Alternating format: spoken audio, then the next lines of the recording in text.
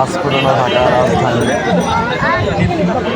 ঢাকা মহানগর দক্ষিণ স্বেচ্ছাসেবক লীগের বিপ্লবী সহসভাপতি হাজী রফিক ভাই আমাদের মাঝে উপস্থিত হয়েছেন।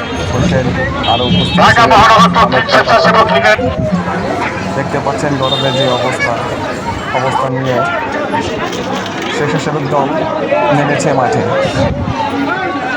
অনেক গরমের তাপে রিক্সাওয়ালা এবং রাস্তাঘাটে জনপ্রিয়তা যারা আছে তারা একসাথে মিলেমিশে সবাই এই শরবত বিতরণ করেছেন।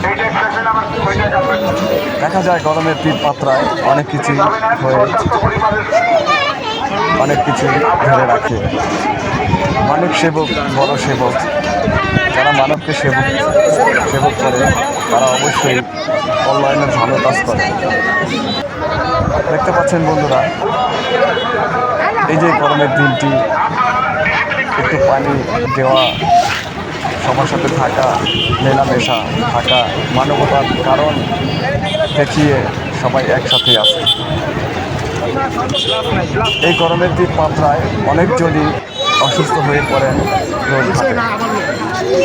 মানবতার দৃষ্টিতে তাকিয়ে এই স্বেচ্ছাসেবক দলটি নেমেছে পুরনো ঢাকা কিল্লার মোড়ে শরবত বিতরণ করার জন্য। সঙ্গে থাকুন বন্ধুরা।